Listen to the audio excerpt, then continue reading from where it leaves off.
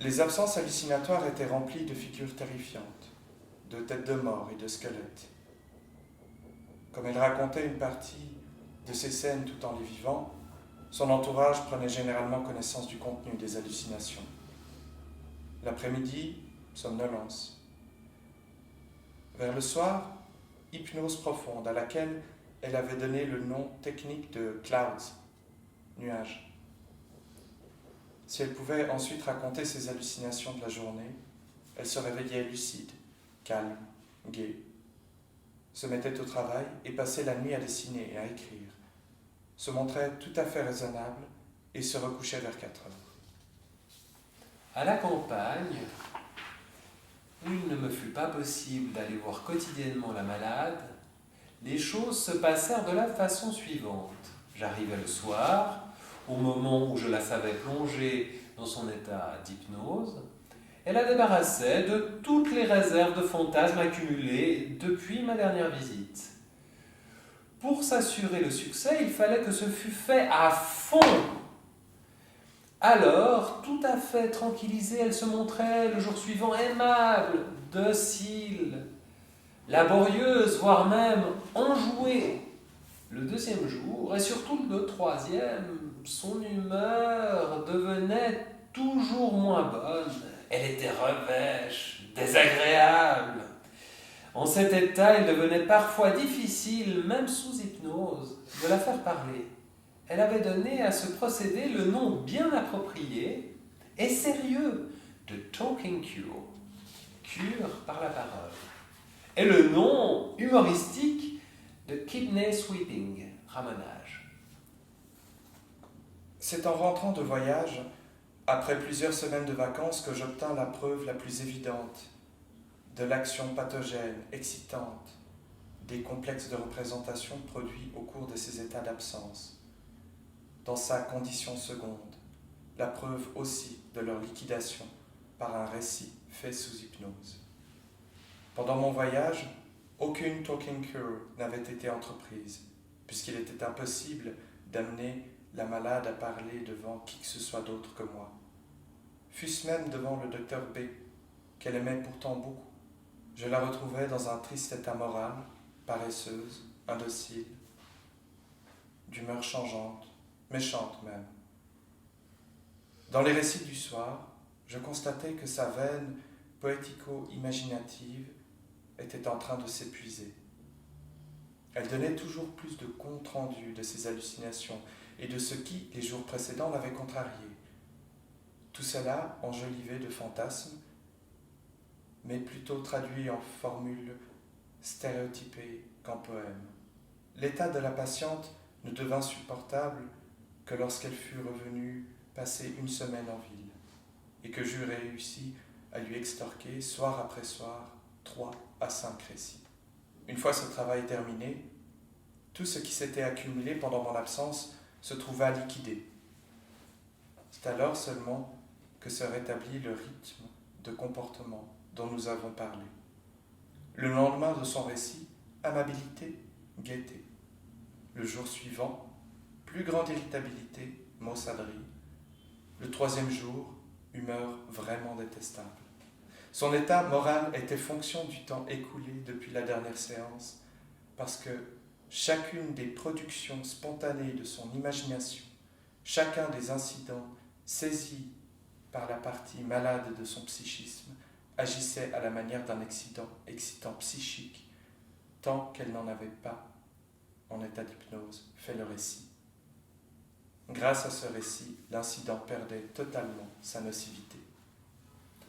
En observant que chez cette malade, les symptômes disparaissaient dès que les incidents qui les avaient provoqués se trouvaient reproduits, nous en tirâmes une thérapeutique à laquelle il était impossible de rien reprocher au point de vue des conclusions logiques et de la réalisation systématique. Chacun des symptômes de ce tableau clinique compliqué fut isolément traité. Tous les incidents motivants se trouvèrent mis à jour dans l'ordre inverse de leur production, à partir des jours ayant précédé l'alitement de la malade et en remontant jusqu'à la cause de la première apparition des symptômes. Une fois cette cause révélée, les symptômes disparaissaient pour toujours. Pour toujours. C'est ainsi que furent éliminés, grâce à cette narration dépuratoire, les contractures parésiques et les anesthésies, les troubles de la vision, de l'audition, les névralgies, tous les tremblements, etc. Et finalement aussi les troubles de l'élocution.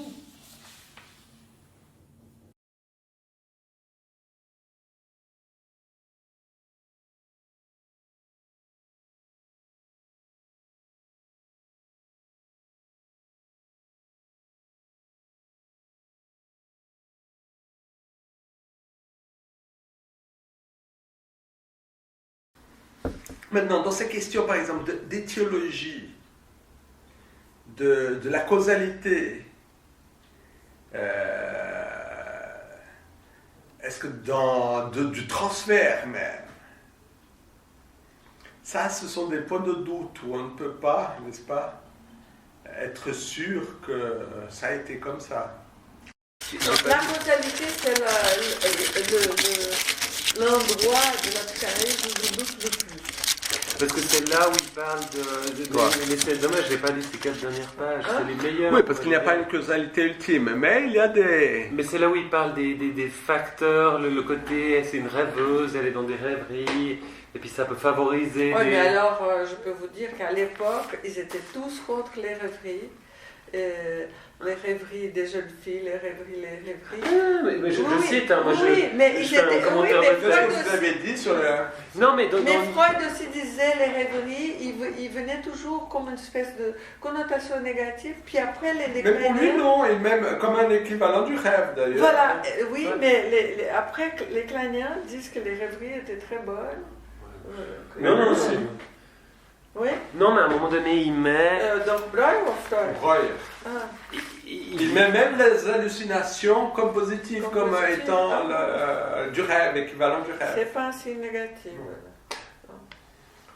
L'hallucination négative est un signe négatif. Eh bien, il met ça quand même. Comment? Je chope juste le passage que j'avais souligné, j'ai pas eu le temps de lire. Le mécanisme de formation de cette dernière, enfin, la paralysie par compression du bras droit qui se transforme ultérieurement en contracture parésique droite. Enfin, je dis la fin de la phrase. Le mécanisme de formation de cette dernière affection correspond entièrement à la théorie de Charcot relative à l'hystérie traumatique. Donc, parce qu'elle attend, elle s'endort au pied du lit de son père, puis elle attend le train qui va amener le chirurgien pour l'opérer de sa pleurésie.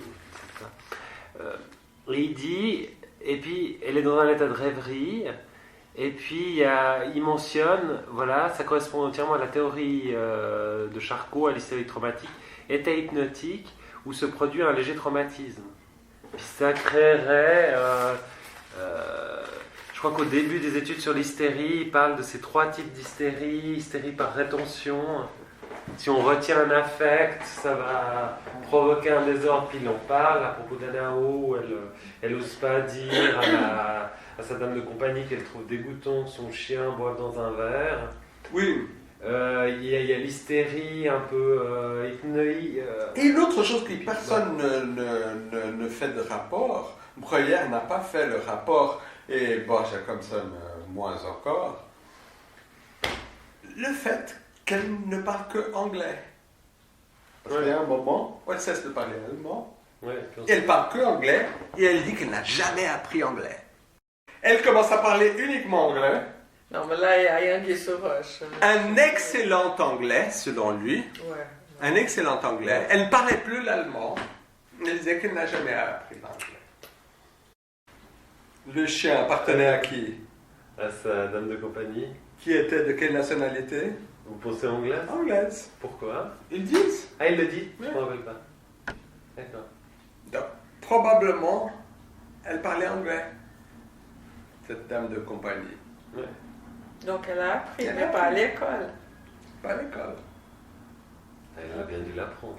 Donc, si mon hypothèse est bonne, il y a un rapport de ce symptôme, de nouveau, avec la La dame de compagnie. Maintenant, Breuer, il était convaincus que la parole était thérapeutique, qu'ils l'obligeaient à parler tout le temps. C'était, n'est-ce pas? Et il disait, comme je le savais, c'était beaucoup vexé de quelque chose et avait décidé de n'en rien dire. Lorsque je devinais cela et la contraignais à en parler, disparut l'inhibition qui avait auparavant rendu impossible aussi tout autre propos. Il l'obligeait. Ouais, mais s'il la force un peu trop, ça marche pas bien. Il dit à un moment donné, il faut trouver une bonne tactique. Et l'angoisse, c'était en général l'origine du symptôme. C'est seulement dans des moments de grande angoisse que le langage faisait complètement défaut ou qu'elle mélangeait les idiomes les plus divers. Ça, c'est étrange, cette histoire où elle n'arrive plus à causer. Elle fait des syndromes un peu pseudo-neurologiques. Moi, j'ai jamais vu un truc comme ça. Elle a des symptômes, mais c'est un jardin zoologique de symptômes. C'est des trucs complètement bizarres. Il faudrait faire une liste de ces symptômes bizarres. Bon, mais moi, j'ai jamais vu autant en hôpital psychiatrique, on en voit des bizarres. Ouais. Mais là, elle a tout. Elle a tout, c'est impressionnant. Elle est paralysée, elle tousse. Et le nombre de paralysies, c'est impressionnant. Elle est paralysée de la tête aux pieds. Il n'y a pas une partie du corps. Et les yeux, et puis... C'est incroyable. Elle n'entend pas des choses, elle ne voit pas des choses. Et l'autre chose curieuse, c'est que son angoisse diminue après le décès du père.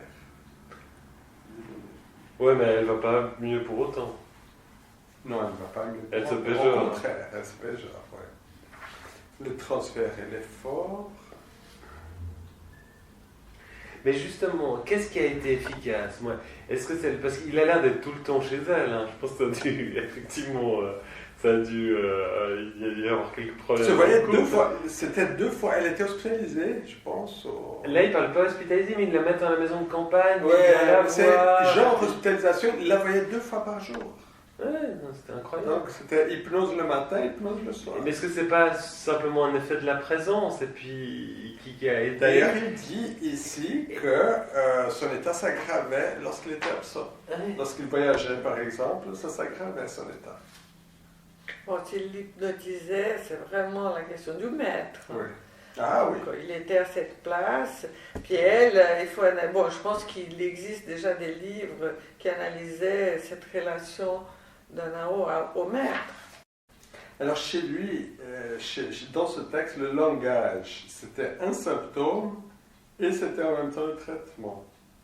Parce qu'elle avait tout plein de... Elle faisait des néologismes aussi.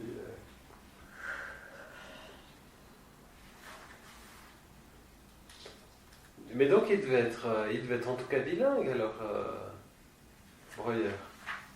Vous croyez? En tout cas, à un moment donné, il lui parle en allemand. Elle comprenait l'allemand, mais elle lui répondait en anglais. Ouais. Non, mais moi, en lisant ce texte, je pensais à... comment il s'appelle, le prof de pharmaco, Preissig, qui disait, mais est-ce que des fois, c'est pas simplement le cours de la maladie? Enfin, comme si une maladie avait une certaine durée, comme pour les otites ou autres, ça dure un certain temps. Et puis... c'est comme une varicelle. Une varicelle, voilà, pas les otites. Une varicelle, c'est une certaine durée, et puis finalement, elle guérit par elle-même. Ce qui a fait que ça marche. Ils appellent ça construction ils appellent ça construction du cœur. Non, c'est Freud lui-même qui a parlé de construction du cœur. Oui. Ouais. Où? À la fin de sa vie... Je peux chercher. Fin de sa vie, c'est de l'analyse infinie.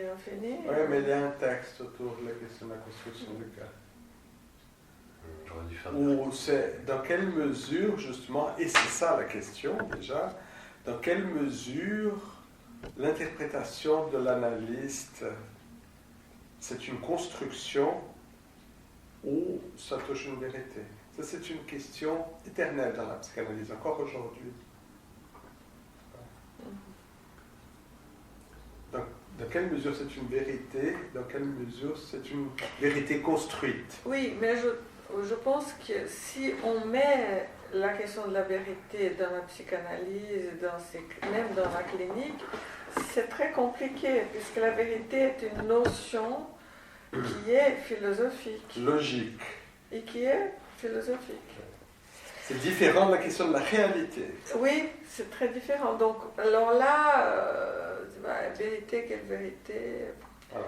Je trouve, par exemple, le marqueur de ta maladie, c'est une réalité. C'est une réalité, on ne peut pas dire que c'est une vérité. Exactement, mais je pense que la vérité, c'est lorsqu'elle s'approche de la réalité, n'est-ce pas? Et c'est, par exemple, dans un souvenir, lorsqu'on dit que ce souvenir c'est vrai ou pas? C'est parce que il correspond à une réalité passée.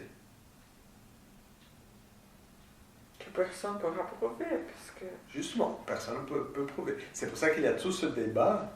Dans quelle mesure c'est une vérité? Dans quelle mesure c'est une reconstruction? Mais la mémoire, c'est toujours une reconstruction. Mais pas toujours, parce qu'il y a des événements qui se sont passés vraiment. Ah, les événements, mais la façon dont on les raconte, les choses... Et puis même au niveau biologique, c'est... Mais même les événements, parfois sont construits. Ou reconstruits. Ah oui, il y a des événements qui n'ont pas... Donc, il y a des distances différentes par rapport à la réalité. Oui. Et c'est là qu'on parle de vérité ou pas. Mais c'est un débat entre objectif et subjectif. Bien sûr. Ce que vous dites. Bien si sûr. j'utilise d'autres mots. Qui est le problème de l'histoire? Et qui est parce que l'histoire, elle a ce même débat que nous. N'est-ce pas? Est-ce que la chambre à gaz a existé ou pas? Mais moi, ce qui me paraît le plus intéressant, c'est la question non pas de c'est objectif ou subjectif, parce que c'est de toute façon un peu subjectif. C'est un peu des deux, c'est toujours un peu mélangé.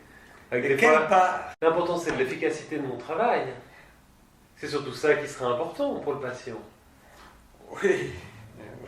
Parce qu'on ne pourra jamais le prouver, c'est toujours un peu mélangé, les trucs. Bon, l'efficacité, vous me direz la même chose. L'efficacité, c'est la même chose. L'efficacité, si le patient est content et vous aussi, c'est efficace, point barre. La question de la réalité, elle a son importance, même par rapport à l'interprétation de l'analyse. Par exemple, ici, elle entra dans un état de rêve éveillé et vit un serpent noir sortir du mur et s'approcher du malade pour la mort. Et là, elle met entre parenthèses.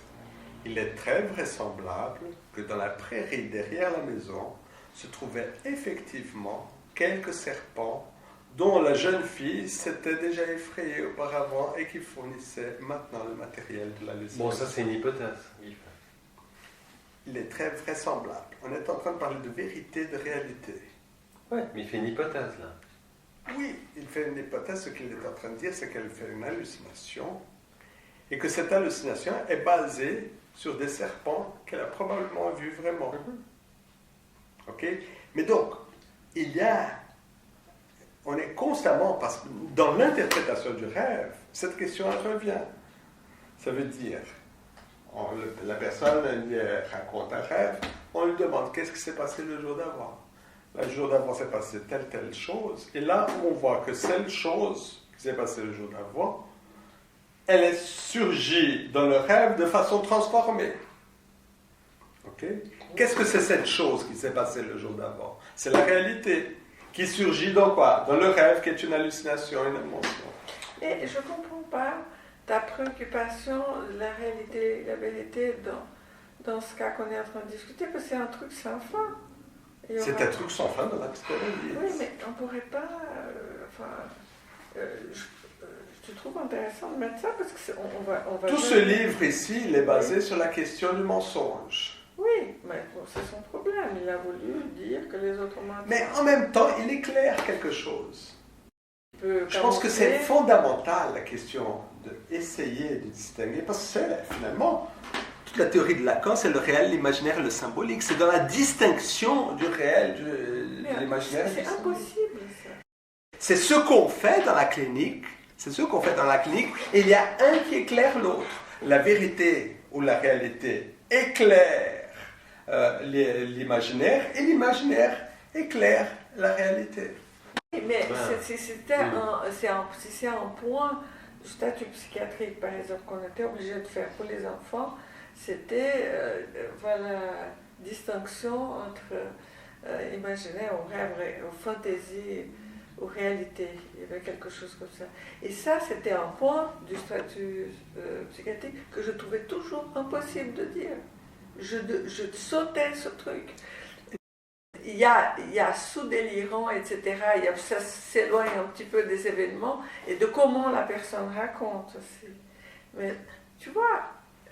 C'est complètement différent. Mais on travaille tout le temps dans l'imaginaire. Non, on ne travaille pas tout le temps dans l'imaginaire. Combien de fois on a des incidences réelles? Lorsque ton patient dit « je n'ouvre pas la boîte aux lettres », tu n'étais pas dans l'imaginaire.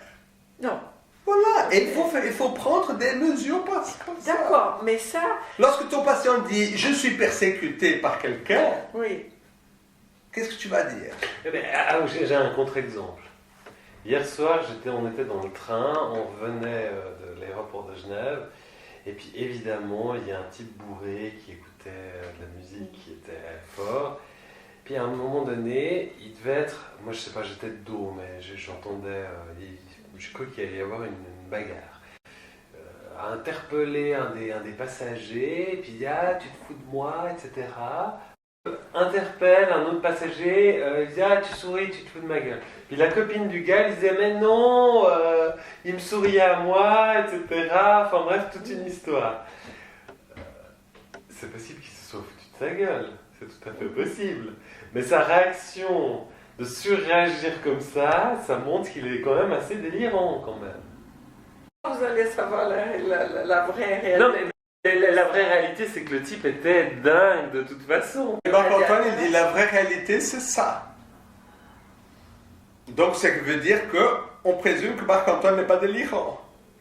On tombe dans ce truc, la réalité n'existe pas. Mais elle n'existe pas. Oui, c'est ça.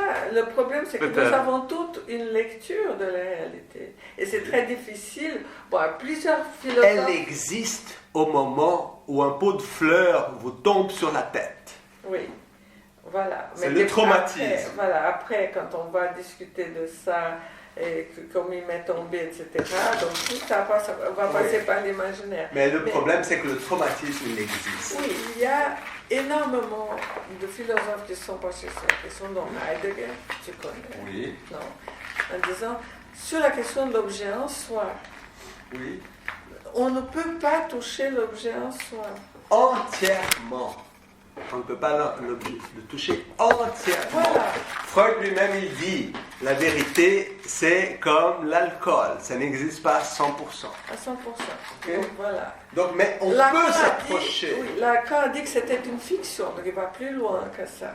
Donc, je comprends. Mais il distingue le réel de l'imaginaire. Je vais plus loin. Pas seulement dans ce cas, dans tous les cas, et dans une double perspective. C'est la vérité du patient, comme ici pour Breuer. Lui, il est en train d'essayer de séparer le réel et l'imaginaire du patient, n'est-ce pas? Et de voir dans quelle mesure elle dit la vérité. Il termine comme ça. Regardez ça. Regardez ça, je vais vous dire. Si ces productions n'avaient pas été continuellement éliminées, on aurait eu en elle une hystérique du genre méchant, récalcitrante, paresseuse, désagréable.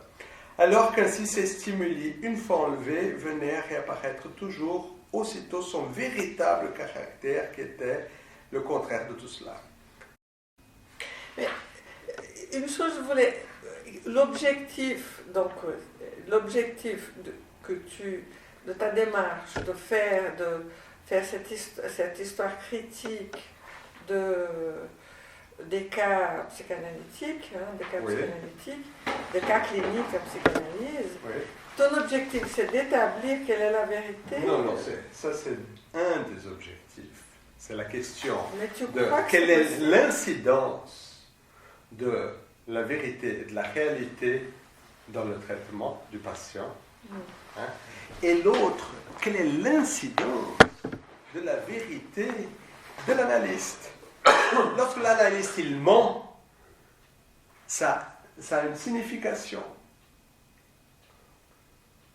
Et lorsqu'on repère qu'il ment, ou lorsqu'on doute de ce qu'il dit, Oui, mais c'est interminable.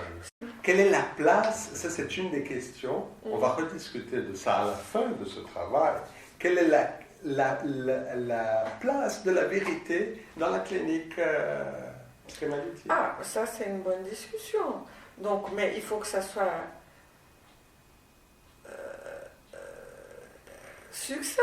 Tu vas Ça, il faut les repérer. Comme on repère comme on repère les symptômes, comme on repère le transfert, comme on repère la causalité, comme on repère l'efficacité. Oui. Donc, il faut qu'on ait un schéma assez limité pour dire, voilà, dans ces points-là, donc l'analyste, je pense qu'il y a eu là, il y a un trouble, et puis dans quelle mesure... Quel est le problème d'ailleurs de l'interprétation? La question de la vérité, Tu c'est as le ça problème de écrit quelque l'interprétation. part, parce qu'il faut- Mais moi, je Quelle pense- est la grille? Rappelez-moi.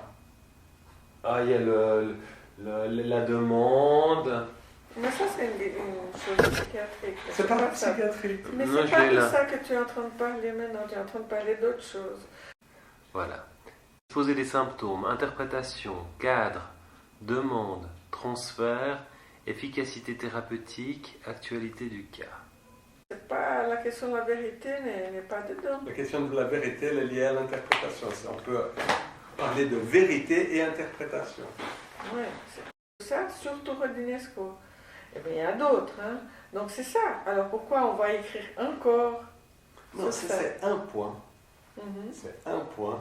Et quelle est la conséquence, la fonction de la vérité? Parfois, on croit au cas, tout simplement. On le prend pour tel quel. Parfois, on prend des distances par rapport au cas. Parce que la question de la vérité, c'est la question de l'interprétation. Ça veut dire, on interprète le monde.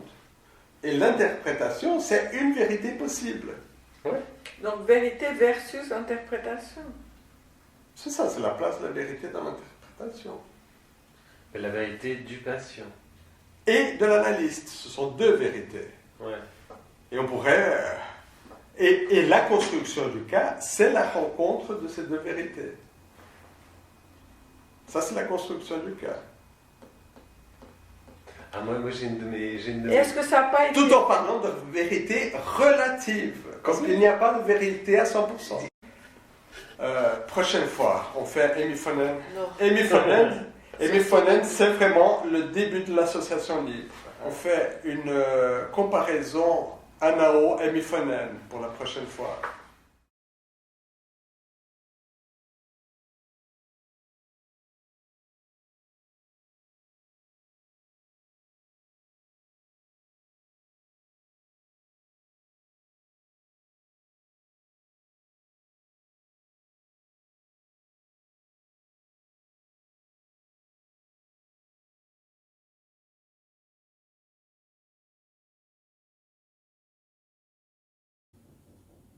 En juillet 1880, un abcès subpleural rendit son père gravement malade.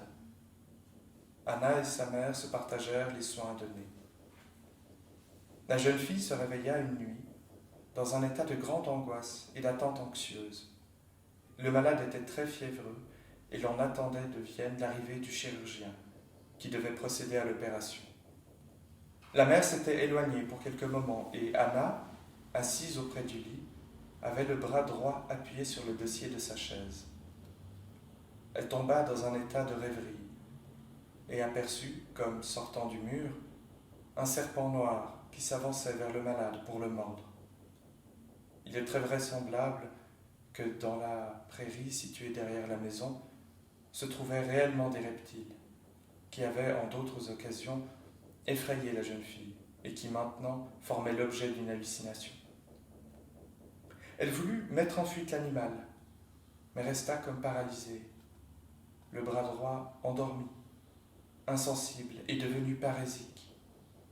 Pendant sur le dossier de la chaise, en regardant ce bras, elle vit ses doigts se transformer en petits serpents à tête de mort, les ongles. Sans doute avait-elle tenté de chasser les serpents à l'aide de sa main droite engourdie, d'où l'insensibilité et la paralysie de celle-ci, ainsi associée à l'hallucination des serpents. Lorsque ceux-ci eurent disparu, dans sa terreur, elle voulut prier, mais les mots lui manquèrent. Elle ne put s'exprimer en aucune langue jusqu'au moment où elle trouva enfin un vers enfantin anglais et qu'elle put, en cette langue, continuer à penser et à prier. L'intérêt de ce cas me semble dépendre avant tout du fait que la pathogénésie en est très transparente et très aisément explicable. Deux particularités psychiques observables chez cette jeune fille, alors qu'elle était encore parfaitement bien portante, ont joué le rôle de facteurs prédisposants à l'hystérie. 1. Dans cette monotone existence familiale, la jeune fille, privée d'un travail intellectuel approprié, voyait se décharger par des fantasmes continuels un excès inemployé d'activité et d'énergie psychique. 2. Une rêverie diurne habituelle, le théâtre privé, pouvait favoriser l'établissement d'une dissociation de la personnalité mentale. Toutefois, cette dernière ne sort pas encore des limites du normal. La rêverie, comme la méditation, pendant un travail plus ou moins mécanique, n'entraîne pas nécessairement de dissociation pathologique du conscient, étant donné que toute interruption, toute interpellation par exemple, en rétablisse l'unité normale et qu'il n'en demeure probablement aucune amnésie. Toutefois, chez Anna O, les rêveries préparèrent le terrain sur lequel s'établit, comme nous l'avons décrit, l'affect d'angoisse et d'attente anxieuse, une fois que cet affect eut mué la rêvasserie habituelle en absence hallucinatoire. On constate avec étonnement que dans les premières manifestations des débuts de la maladie, les caractéristiques principales de celle-ci, destinées à persister pendant presque 2 années, se trouvent déjà entièrement constituées. L'existence d'un second état de conscience apparaissant d'abord sous la forme d'une absence passagère, pour ensuite donner une double conscience. Les troubles du langage provoqués par l'affect d'angoisse, avec décharge fortuite due à une poésie enfantine anglaise. Plus tard, une paraphasie et un oubli de la langue maternelle remplacés par un anglais parfait. Enfin, la paralysie par compression du bras droit qui se transforme ultérieurement en contracture parésique droite.